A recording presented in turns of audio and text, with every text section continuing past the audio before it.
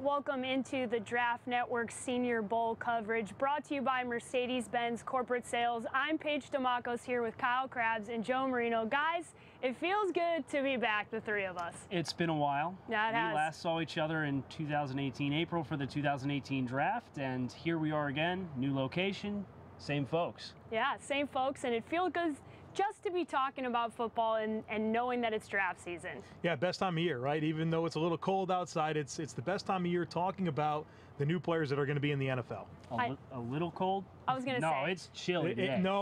It's chilly, but the football brings some warmth. I was going to say, listen, it's amazing how since the start of the show and the lights went on, I'm starting to feel a little better. I feel like I'm ready to go. I feel like I'm ready to get into quarterbacks specifically, because listen, if there's anything that fans love to talk about when it comes to draft season, it's quarterbacks, and we have to start with Daniel Jones. So I'll let you guys start there. What did you see today, and is there any reason for people to get excited about Daniel? You know, this is an interesting group of quarterbacks here. It's a deep group, a lot of guys that we feel have a chance to get drafted. But after seeing guys like Carson Wentz and Baker Mayfield and Josh Allen come through in recent years, guys that were billed as potential top 10 picks, a guy like Daniel Jones who was getting that type of buzz going into the week, I don't think it was the strongest of starts. For Daniel Jones, everything seemed calculated. He was thinking a lot. And some of his limitations in terms of his arm strength were very evident. The ball was dying on him as it got to his targets, didn't have the zip and the velocity to drive the football down the field, and I just don't think it was the start Daniel Jones was looking for. Well, let's wind that back real quick. Joe, you mentioned the ball dying on him. And what that means, if you're not familiar with that term, is as the ball's arriving to the pass catcher, if you see velocity come off that ball starts to drop towards the ground as it's arriving to the target. That's when you're seeing a quarterback that's not really driving the football to his pass catchers, which is an issue that Daniel did have today that we're going to need to see addressed going forward. How about Drew Lock? Did you guys see anything from him different? Is there anything to excite people about what you saw from him today? Well, if there's one issue Drew Lock did not have, it's driving the ball and having the ball die on him. This guy has a hammer for an arm. He puts a ton of heat on the ball. I thought he was the most free and loose of the quarterbacks, and that extends back to the opening press conferences yesterday, where this guy, he came in and everybody's kind of trying to get a feel for him, and he had such a laid-back demeanor at the podium. I think he won a lot of people over. He did, and I was one of those people that he won over, because he walked in and I looked at you, Kyle, and I said, I'm not sure this guy's going to be able to look across the line of scrimmage at Luke Kuechly or Bobby Wagner and call out the mic and run plays. But by the end of that press conference, I was certain he had the edge needed to be an NFL quarterback, and what he showed on the field today was really impressive. I love that everything was very deliberate. He went out there like a seasoned guy with his footwork, with the rhythm in his drops, with the way he was commanding the offense, the way that he was pulling the trigger, and obviously the ball velocity really popped. So Drew Lock did a lot today for helping himself. And even moving his eyes, they're doing one-on-ones, and he's looking away from the receiver, showing that he understands the timing of the routes that they're being asked to run. And I thought that was something, you don't see a lot of that. None of the other guys on the team that he was throwing with were doing that. How about Tyree Jackson, somebody who's been working out with the quarterback you're quite familiar with, Josh Allen? How did he look today? Interesting, right? Josh Allen and Tyree Jackson working together with Jordan Palmer, a couple of guys that had a lot of the same concerns going into the NFL. Toolsy guys, big guys, athletic guys, huge arms, but processing and consistency and reading coverages. And for Tyree today, I mean, his physical tools are easy to identify, and they showed up today. But when he was having to do things that he didn't have to do at Buffalo in terms of being rhythmic with his drops and not having to keep everything within structure, and there's his route, his drops, the timing in his drops, timing up with the routes, I just felt like there was a lot of off-sync moments. And so for Tyree, you're going to look at him, he looks like $1 million. He throws the football hard, but some of the same mechanical concerns and rhythm concerns I have about Tyree, we still have based on one day of practice. Yeah, I'd be willing to bet this is a guy that gets better throughout the course of the week. This was a guy coming in, you knew he was really raw.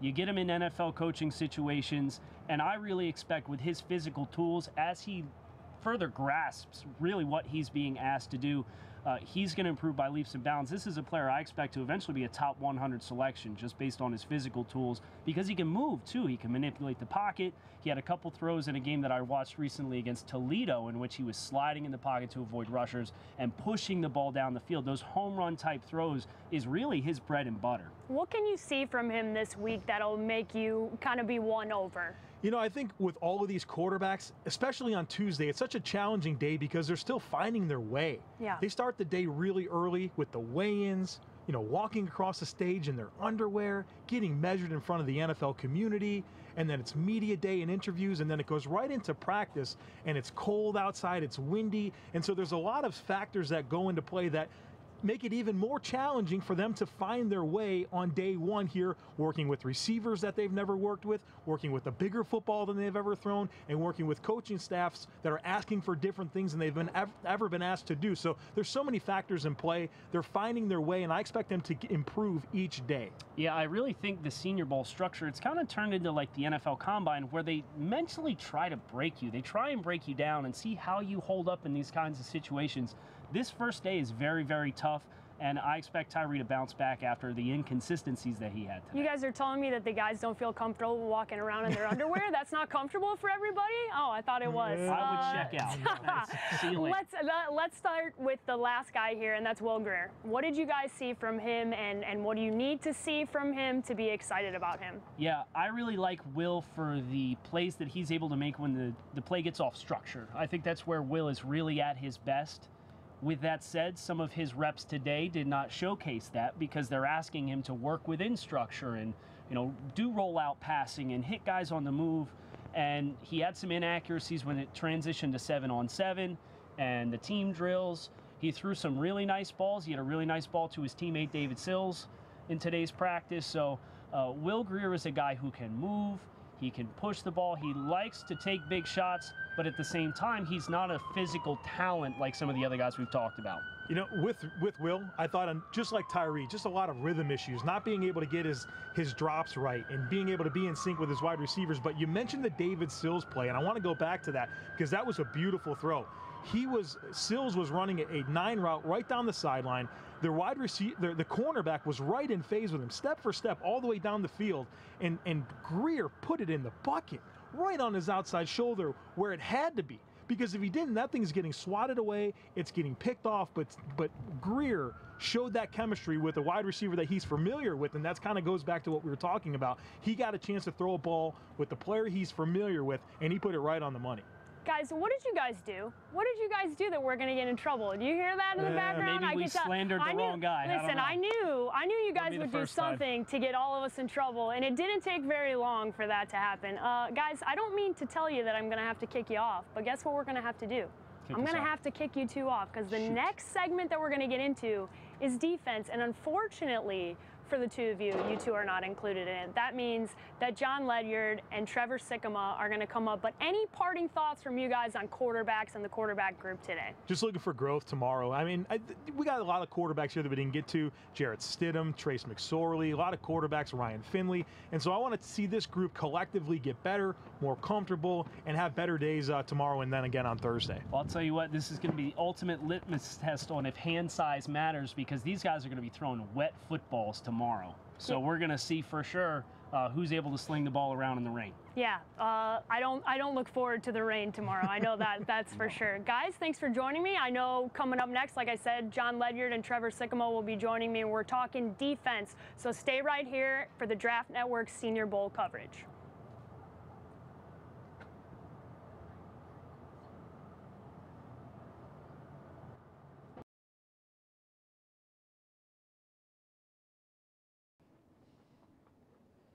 Let's check out John Ledyard's mock draft over at thedraftnetwork.com. The 49ers swap spots with Arizona, take Nick Bosa, get the pass rusher they need. The Cardinals down one spot, still grab Quinnen Williams, arguably the best player in the draft. Josh Allen to the Jets at number 3. The Jaguars move up for their quarterback of the future in Dwayne Haskins. The Bucs get Ed Oliver at number 5. Cody Ford to the Giants at number 6, the offensive line help they need. The Raiders get a pass rusher in their move back. Brian Burns from Florida State.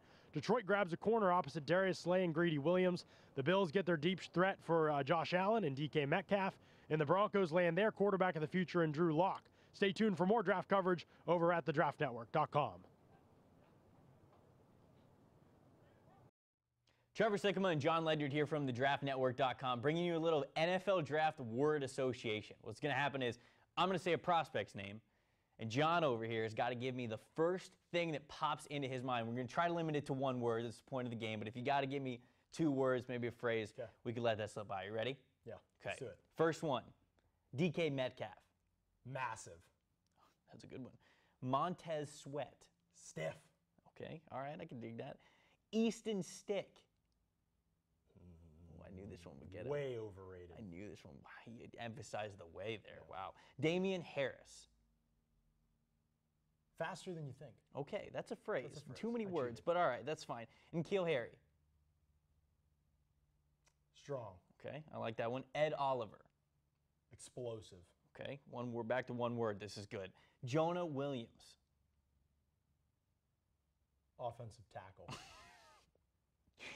Not a guard. That okay. I'm glad that you cleared that up. Hunter Renfrow.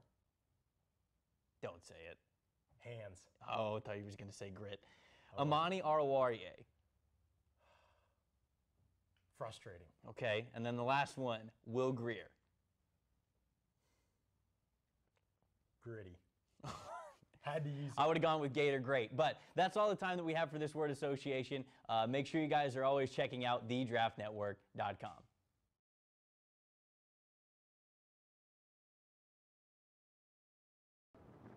think we're going. No.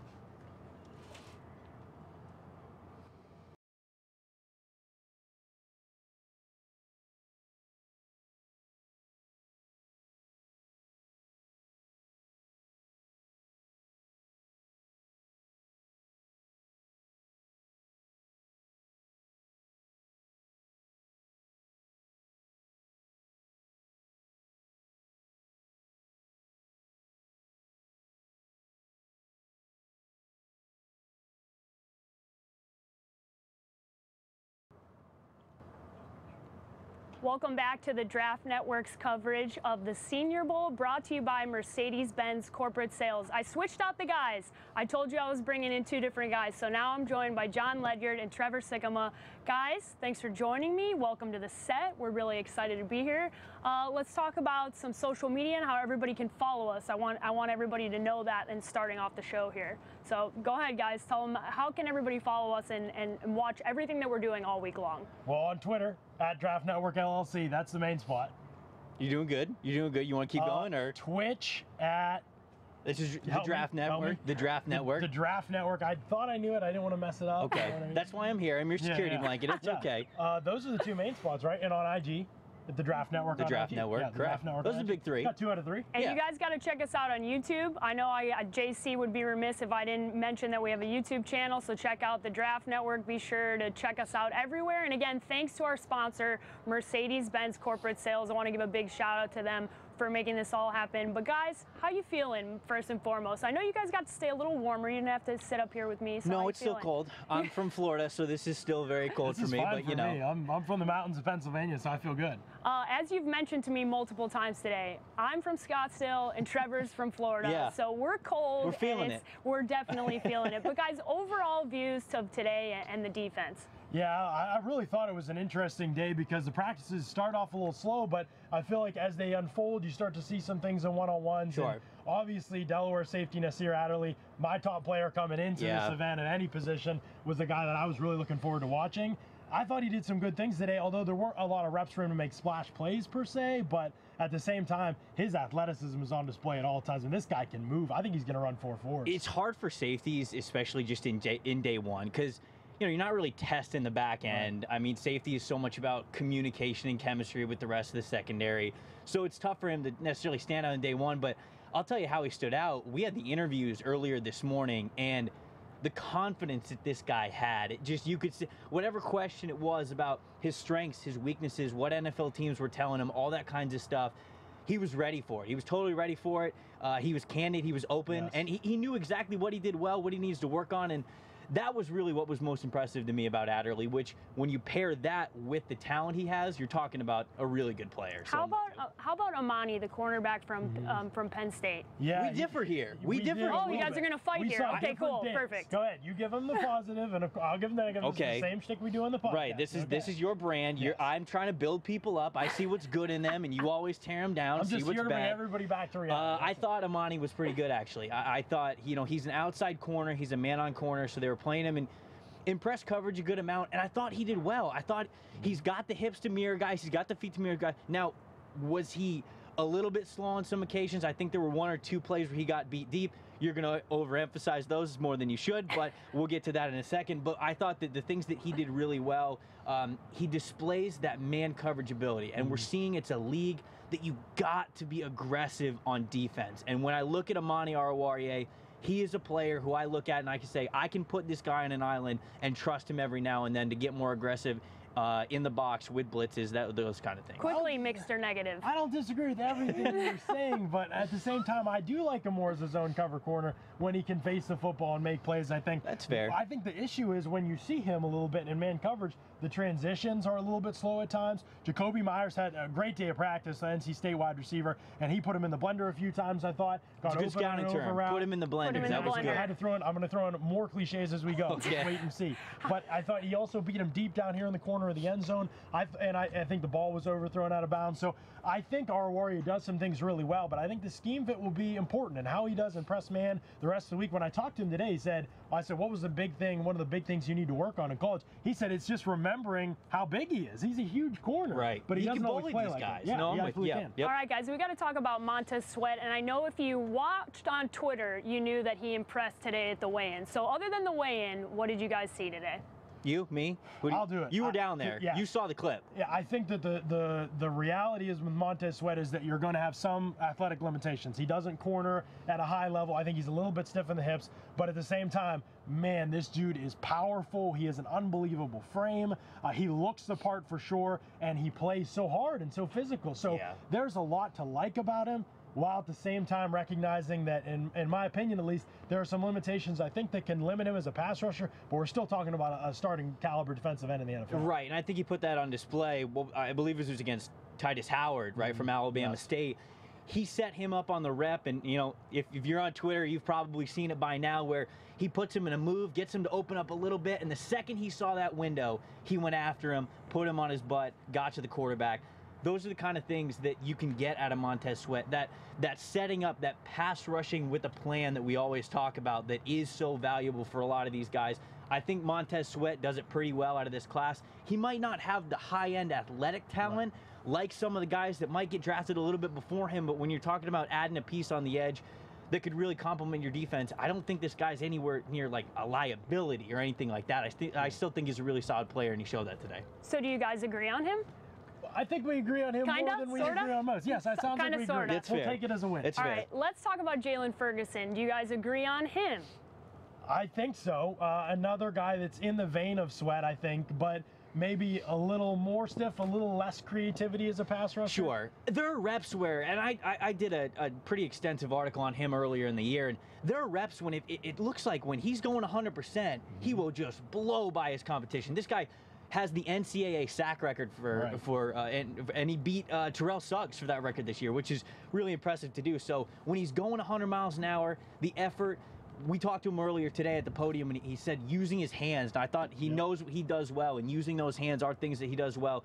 But he also said what he's looking to prove this week to show that he can bend. I didn't see that yet today. Right. We've got 2 more days. We got plenty of time, but that is definitely the area that he's going to want to show off as much as he can. Big, long-levered, powerful. I think you'll see that from him. Is the burst there that he needs to get off the line of scrimmage in a timely fashion and really threaten guys with speed? And is the bend and flexibility there? Those are the big questions. So which of the previous 2 guys were you more impressed with? I think Sweat. I think Sweat had the better Sweat day. Too. The other 2, yeah. We're agreeing too much. It's getting weird. Yeah, this is getting weird, guys. I want to go back to where you guys were fighting. So are you guys going to fight about Charles? Yeah, Simon Mayhew? We are. We are? Yo, here we Okay, go. go ahead. Perfect. Because Let's okay, fight. do you like him more as an interior guy or an edge guy? I want to. It's kind of like my theory with tackle. I want to see you at the edge. I want to see you fail there Okay, so before I move you inside. But absolutely, he's a very good interior rush player. We saw that today. Reverse pancake on Michael Dieter. Correct. I mean, kid's for real. Like he has power. Yes. What are his arms? 36.5 inches. Yeah, like a pterodactyl. Yes, I said he it is looks like a unbelievable. prehistoric creature with those arms it's incredible. down in his sides. But I think his hand usage is great, his get off is great, and I think when you are able to keep this guy in a straight line, and that's why I think interior might be better for him. Not that I don't think he could play on the edge. Right. I think he can. But if we're talking most impact for his body type and his skill set, I think if you keep him inside, you let him use that burst in his hands, that's where he would have the most immediate success in the NFL. I think he has the speed and the quickness to play the edge and to get off the ball in corner, but I do wonder what's the bend, what's the flexibility. He showed the ability to shoulder dip and tilt a little bit. He showed it today in practice a little bit too. Nice little move. But I want to see it consistently. Can he win the edge as a pass rusher? He told me today, best part of his game that's improved the most are his hands and his pass rush moves, and I definitely think that's true watching his Yeah, team. you got to show it to us, though. It's one thing to say it, It another is. thing to show There it. you Another go. thing to show it. Last guy we're going to talk about here is Zach Allen. What did you guys see from Zach Allen today? Go ahead, you go first. I've been stalking first. I mean, Zach Allen I think he's a run stopper. I really do. I don't know how much more upside there is to this guy. You know, we saw him at weigh-ins. He's not overly impressive. You don't see many edge guys that look like Zach Allen. That's the thing. And so all year long, we're watching this guy. We know his body type. We see his measurables, and we're like, what are you? You know, we talk about the tweener label, and for some guys, having a tweener label is good because you think, okay, it could be versatility. You know, you can be scheme diverse. You can play in either a 4-3 or 3-4, whatever. With Zach Allen, I don't know where he fits, and if I don't know, that's not good. There's a difference between saying, hey, I could play him here or here, than to say, hey, I don't really know where to play you at all. And Zach Allen's kind of like that. It's not like I think he's a liability, but I just don't know what his ceiling is. Right. I really don't. I think the big thing with Zach Allen that he has to show here, can you be successful as an interior defensive line player on a consistent basis against the run and against the pass? I think he's got moves to win as an interior pass rusher. We saw him. He chopped down Bo Benchweisel's arms today and won on a 1-on-1. Yeah, but how much does that move Trevor win? doesn't seem convinced. You know what I'm saying? I'm not convinced. I see the move. I see him here and there, but I'm not convinced. You got to be an every down player. 280 Correct, pounds, you're right, not playing on the 100%. edge in the NFL. Yes. So he has to prove it in the games and in the scrimmage sessions in 11v11s. He has to prove he can hold up against the run as an inside player. Yep. Guys, I have to kick John off this time. But you're keeping me. Trevor gets to stay. Trevor is going to stay. We're going to talk about some surprises, half. some breakout players. Benjamin Solik is going to join us. I'm calling him Benjamin, even though he wants me to call him Ben. Call him Benjamin. Too bad, Ben. I'm calling you Benjamin on the air. John, any parting thoughts on the defense? I just thought it was a fun day in general for the defense. I think the practices will pick up as the week gets going a little bit. No question. I think we'll see more and more from the quarterbacks. Wide receiver group out here is tough, man. And I think the DB group is one of the ones we think, at least the corner group, I should say, we think it's a little weaker. So they're going to be tested all week long. As the week's going to go on, quarterback's going to ramp it up, and therefore the defense is going to get more aggressive. So we got a lot of fun left in store this week. Everybody stay with us. You're going to see Joe's mock draft coming up over the break. And when we come back, I said breakout players. I'm bringing Ben on set, and we're going to finish the show out for the Senior Bowl coverage, brought to you by Mercedes-Benz Corporate Sales. Stick with us. Let's take a look at Joe Marino's mock draft. With the first pick, the Arizona Cardinals get the best player in the draft, an edge rusher, Nick Bosa. The San Francisco 49ers get another pass rusher, Josh Allen from Kentucky, at number 2. We need offensive line help for the Jets with Sam Darnold there. They get Jonah Williams from Alabama at 3. Cleveland Farrell to the Raiders at number 4, where they get their replacement for Khalil Mack. Quinnen Williams to the Tampa Bay Buccaneers at number 5, a defensive tackle. The first quarterback comes off the board at number 6 to the Giants and Dwayne Haskins. Another quarterback at number 7, Daniel Jones from Duke to the Jaguars. A safety for the Lions, Deontay Thompson from Alabama. Josh Allen gets a playmaker outside, and DK Metcalf for the Bills at number 9. And finally at number 10, a cornerback from LSU to the Denver Broncos, Greedy Williams. Stay tuned for more from the Draft Network. Kyle Krabs and Joe Marino of the Draft Network. We are doing yet another 2019 NFL Draft Word Association, Joe. They need to be fairly quick responses, and they need to be one word only. Are you ready for your 10 word association gauntlet? No, because I know the challenges you're going to give me here. So let's all right, let's Joe do it. does not know the list. He's learning it as well as all of you. All right. Mock drafts. Joe Marino. Overrated. Rashawn Gary. Worst front office. Oh, Seattle. DK Metcalf. Stud. Ethan Pokic. Hard to pronounce that last name. That's not a short answer. Grit. Andy Isabella. Rex Ryan. Oh, trash. Marcus Davenport. Reach. Ed Oliver. Dynamic. John Elway, the general manager. Quarterback.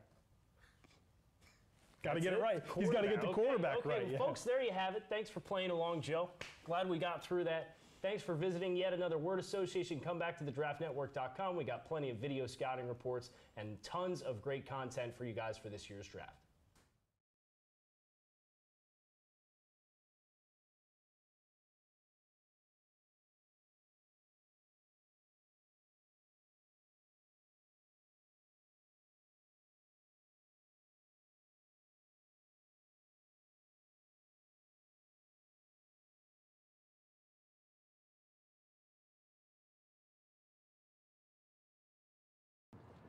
Welcome back to the Draft Network Senior Bowl coverage, brought to you by Mercedes-Benz Corporate Sales. I promised I would keep Trevor here, and I brought Ben on set, and we've got the list of the scheduled event up on screen. You guys can see that right now, so you know what's going to be happening over the next couple of days. I need to mention that we're going to have these shows. It's not only today. We're going to have the shows the next few days while we're out here at Senior Bowl, and just a little teaser, we're going to be out at the NFL Combine. We're going to have an NFL draft show. So this is just the start of what is to come for the next few months, and I know I'm excited. I assume you guys are too. Very, extremely excited. Doing these is a lot of fun.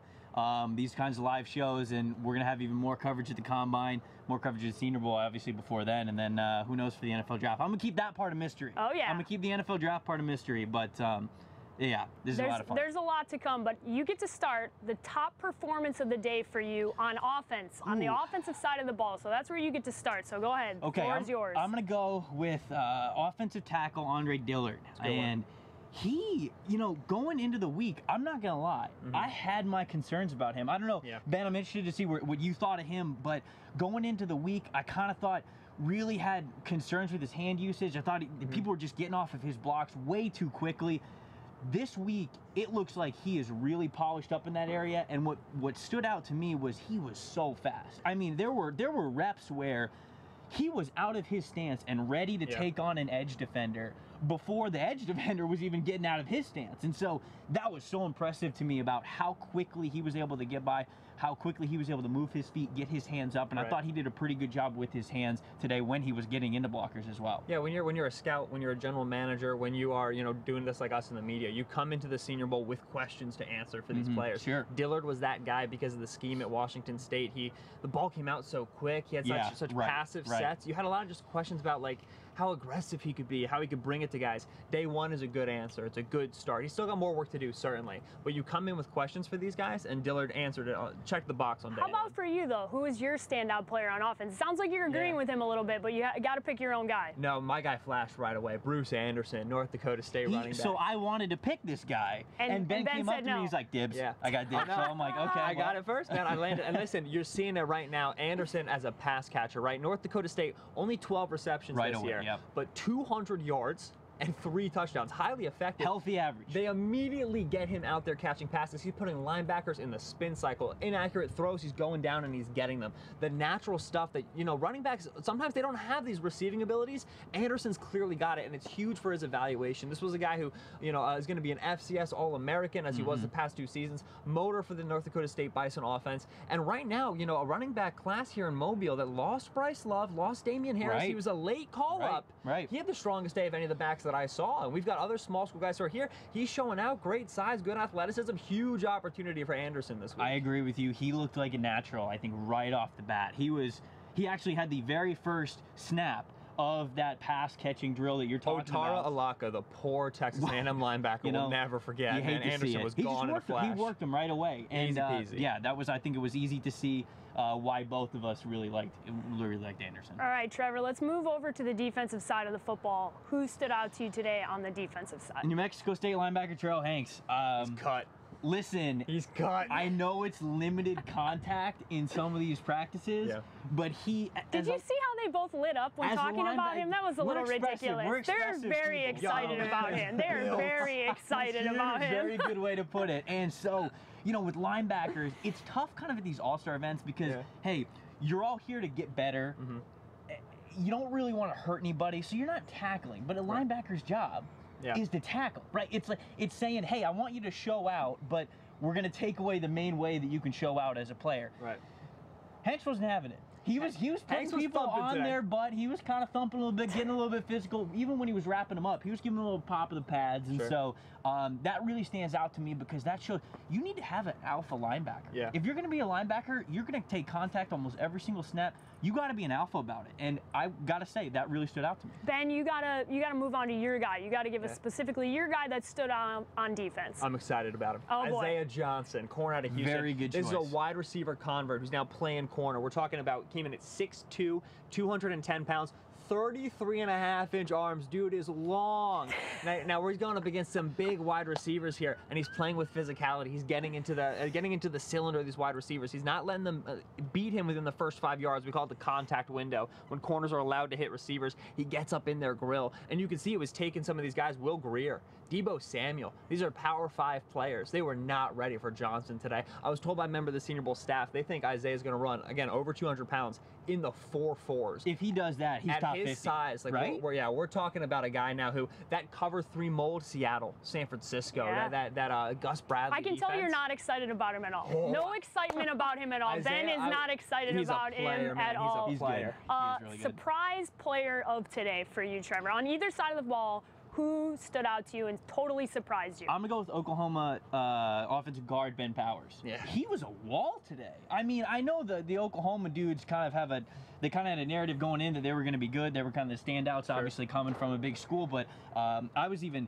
talking to my colleague John Ledyard when he was interviewing Powers, and he said that Powers looked straight at the camera and would look straight at him and be like, "Yeah, we love putting people on our back." And when we went to the sideline, we laughed about it afterwards. Oh, that's scary. That is offensive line mentality. That is what I want on my team. And so not only hearing him say that in the interviews, watching him kick butt in practices, I want a mean offensive guard. And Ben Powers is a mean offensive guard. And they are needed in the NFL. Yes. We need a lot of those in the NFL. Yes. Pretty much every team needs to protect their quarterback much better in the 2018 or 19 season. Who stood out to you? Who's the surprise player of today? If you can't protect your quarterback, get you a safety valve. All right. Penny Hart, 5'8", 180 wide receiver out of Georgia State. All right. 3-time Sun Belt Conference player. This dude is impossibly quick. He's stupid quick, and he's embarrassing slot corners in his one-on-one drills. The ability to move like that and to have body control out of your breaks is ridiculous. It's very tough to tag in space. Penny Hart also has a lot of returning ability, which is going to be huge for a guy his size. Hands came in under 9 inches. That's a big benchmark for teams. You want hands over 9 inches. He was 8 7/8, so almost there, but not quite. But that returning versatility is big because it tells you he can play on special teams. Almost 20 returns kickoff and almost 20 returns on punt over his career. That's a lot of data, and teams can see the quickness. They can see the breakaway speed. So Penny Hart, guaranteed a spot that's valuable for you on special teams, holds his roster spot, makes that draft pick a little safer. Guys, Also a great football name, right? Penny Hart. Yeah, Penny Hart. You said his name out loud 10 times since I got here an hour before the show. You love him. You love him. Tony Romo saying it, like, Penny Hart, you can hear him, man. Oh my God! All right, I think we need to wrap the show up before this becomes like a huge man crush that has already started. Guys, any parting thoughts on the show? It was a great first day. I know that John and I already talked about it down in the segment. I know you had a lot of other thoughts, but I think it's a good group. And people kind of talk, last year, Baker Mayfield, Josh Allen, there were a lot more, I think, star names, but this year's got a good group of players. There's a lot of diamonds to find some really good players here. I'll give you a star name. It's John Gruden. Gruden had finished off his practice I'll with tell you Kalen Saunders, 320-pound defensive tackle doing a backflip. Gruden is here to have fun. Gruden is here to work with these players. This is what he loves. You know what you have to do when you don't win football games? You need to preach talking about having fun, and that's what John Gruden has to do right now because he hasn't been winning football games. So he has to come out here and talk about having fun. So I needed to get my little shot in there. Everybody knows where I'm from. Guys, anything else? Last shot? That's about it. Go South team. What, you're a South team. You're a South team. You already All right, picked your you alliance? pick sides. The South team's got Tyree Jackson. He's my boy, Buffalo quarterback. All How do right. you think he did today? I'll talk about that later. Guys, Ben has 12 man crushes. That's what we've learned by the end of the show. It's a fun job, man. You got to save some for the rest of us, man. We want you guys to join us for the rest of the week. Make sure you're tuning in to all of our Draft Network coverage. We want to thank Mercedes-Benz again for being our corporate sponsor and making all of this happen. And guys, we will be back tomorrow for the Draft Network Senior Bowl coverage. Thank you.